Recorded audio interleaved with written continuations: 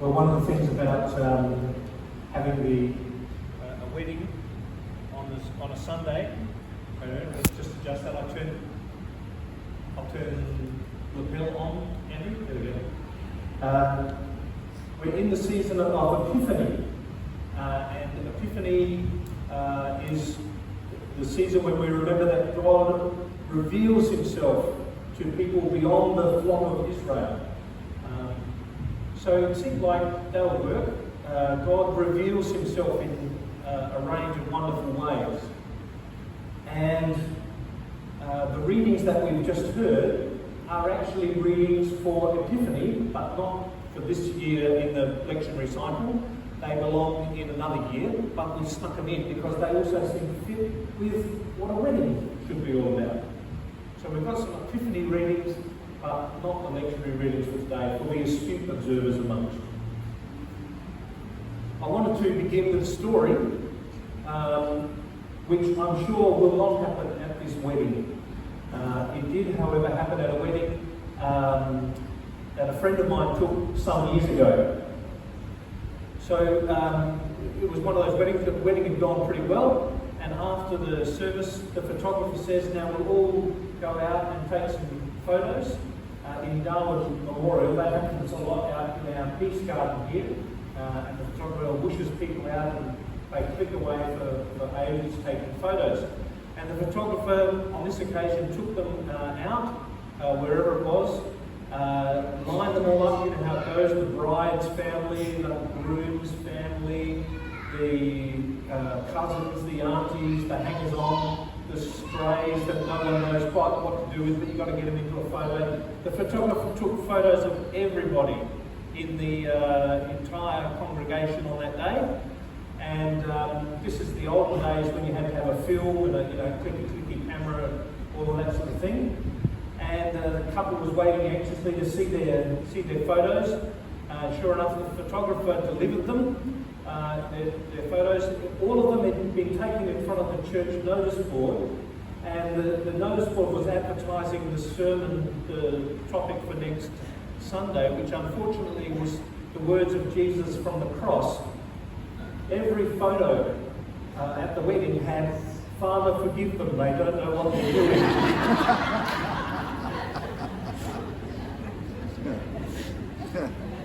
Now, I suspect, like Julieta, that you do know what you're doing.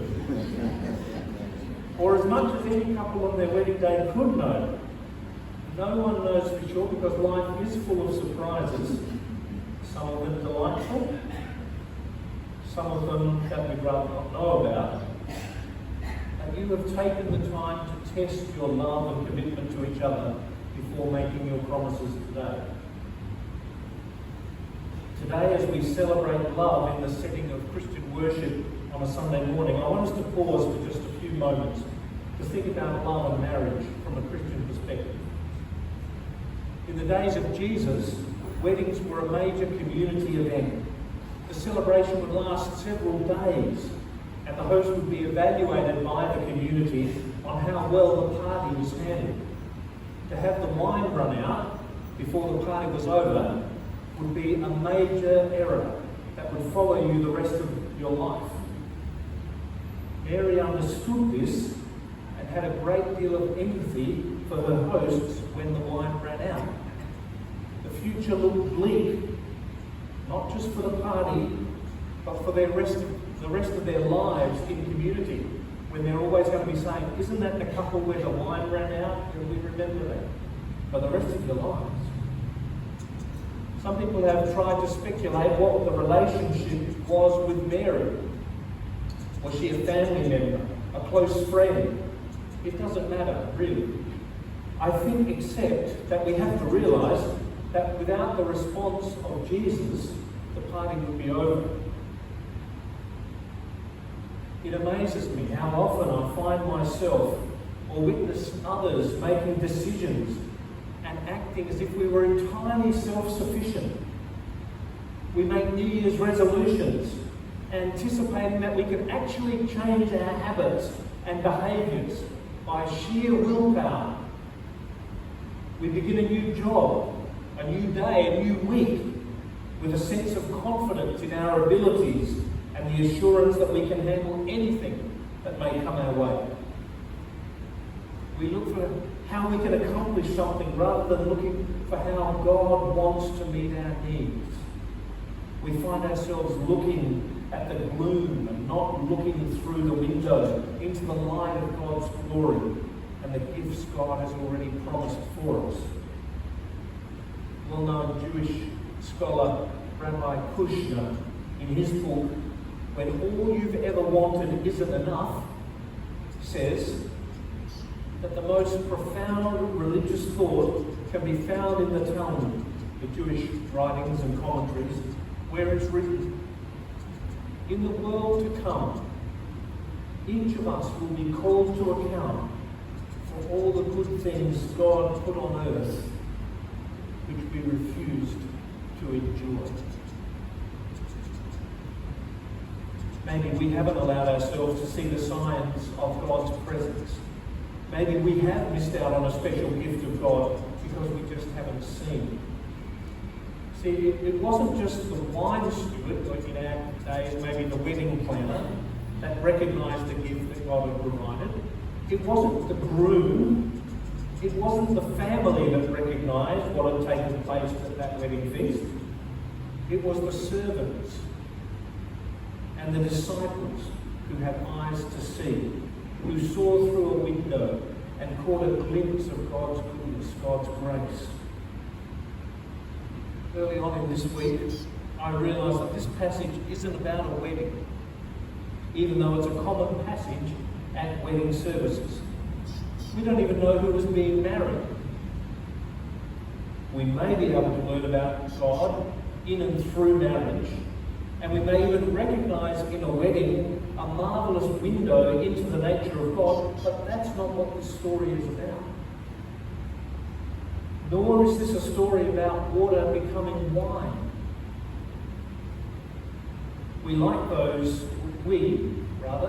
Like those in the story, only begin to realise what has happened after it's happened. Now, this story is about belief. It's about seeing a sign of God's presence in our midst that leads us to believe, that leads us to celebrate. Only a few people saw that day, and only a few responded. Whenever we face darkness in life, it's an opportunity to look through a window into the light of God's presence. Like the water turned into wine, we can sense that God is at work in our midst, meeting our needs and giving us cause to celebrate. This whole story begins with a rather unusual opening comment. On the third day, there was a wedding.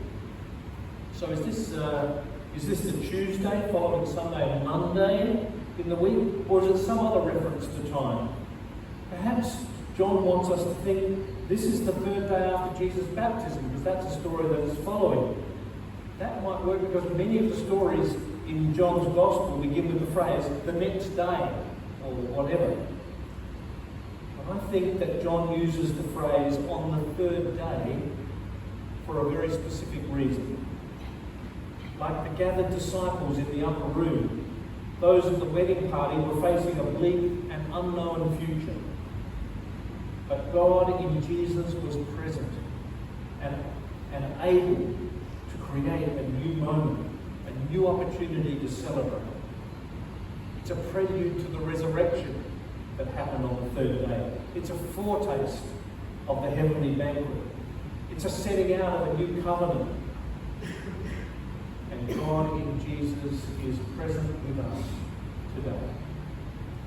This is the day that God has recreated for our benefit. At the wedding in Cana, a man gave himself to a woman, and she gave herself to him. They gave up what they knew, and they took off on a new life together. But it's also true that at the wedding feast, Mary gave up what she knew and turned it over to Jesus. And the servants gave up what they knew and did as they were told. And the disciples gave up what they knew followed Jesus. So this story is an invitation to become vulnerable to God by giving to God all that we are in the anticipation and hope that God will provide. A crisis like running out of wine at the wedding then becomes a window of opportunity through which we can experience the wonderful grace of God and learn to rely on God rather than ourselves. So we think about love, and I have to say something about love on a wedding day. So 3 quick points. Firstly, love is unconditional. Someone once joked that the agenda of the bride on a wedding day is I'll alter him. Think about it. I'll alter him. Come on, people. Yes, I'll alter him might be necessary, but to go into love on the assumption that love is conditional upon someone changing is pretty dangerous. Love becomes a carrot and a stick. Love becomes something that's policed by good cop, bad cop. Love eventually gives way to fear and distance. But the love of God is not like that. There's a beautiful verse in the Bible that says, we love because He first loved us. God's love for us is seen in Him sending Jesus before we ever loved Him. It's unconditional love. He loved before we even responded to Him. And I suggest to you that this unconditional love is a healthy model for marriage.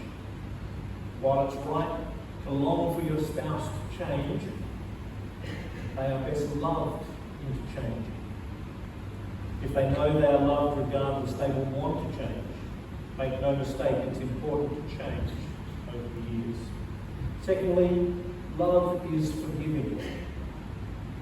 I don't know if you remember, some of you obviously old enough to remember back to a famous movie a few years ago that had the great tagline, love means never having to say you're sorry.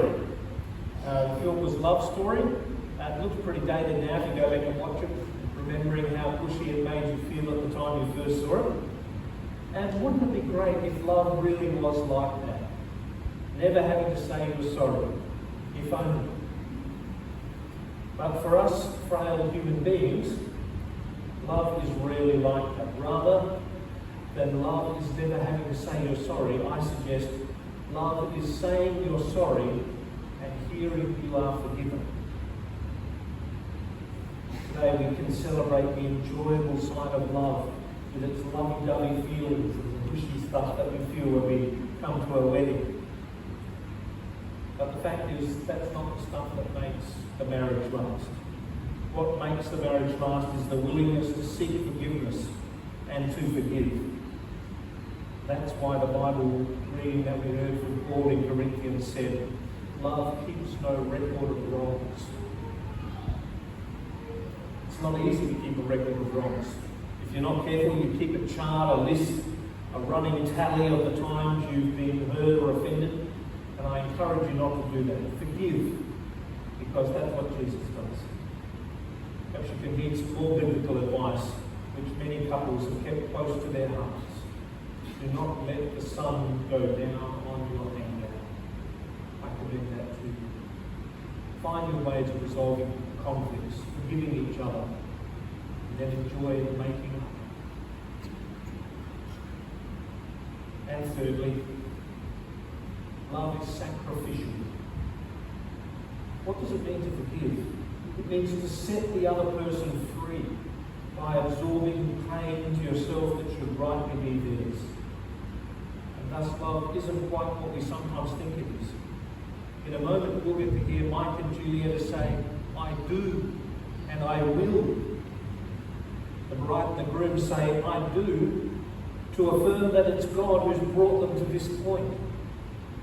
Then as they speak of their hopes of the future, they say, I will. Listen carefully, it's coming up soon. And that's important. Because I do is just in the present tense and might change in the future. I will is a promise for now and the future. It also recognises that sometimes love will be an act of will rather than a feeling. Sometimes love will be the actions we do in spite of how we feel. Someone once said, "It isn't true that love will keep your marriage alive. Rather, marriage will keep your love alive." It's your commitment of will to keep those promises that will see you through the dark tunnels and out into the light of the other end. And that's hard to do. And that's why Paul talks so much in that chapter about love. He tells us about love, which is patient and kind. It doesn't envy, it doesn't boast, it's not proud. It doesn't dishonour others, it's not self-seeking, it's not easily angry. It keeps no record of wrongs. It doesn't delight in evil but rejoices with the truth. Always protects, always trusts, always hopes, always perseveres. That's the love of Jesus, the one who's available to you this day and every day to make your love for one another and for others grow so that we touch others with joy. When Mike and Julieta and I talked about this day, I asked them, what do you like doing together? What things do you enjoy doing together? Top answer to warm the cockles of a minister's heart was, we enjoy coming to church together. How cool is that? We enjoy coming to church together. And that idea put me in mind of this amazing quote that I don't get to use so often, but from Tertullian, who was a church father from about 155, 200 AD. And here's what he said, and this really is the end of what I'm going to go on. How beautiful then.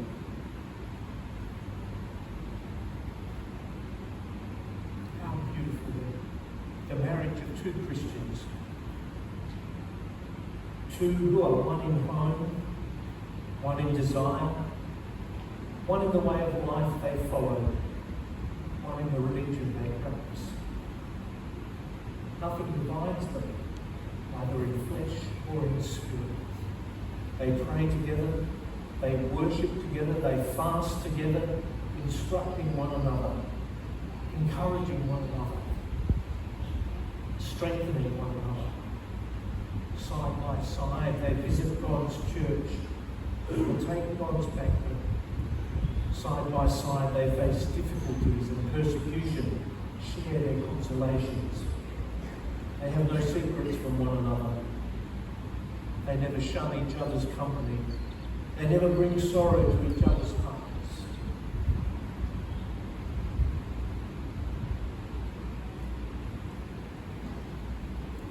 Seeing this, Christ rejoices. To such as these he gives his peace. Where there are two together,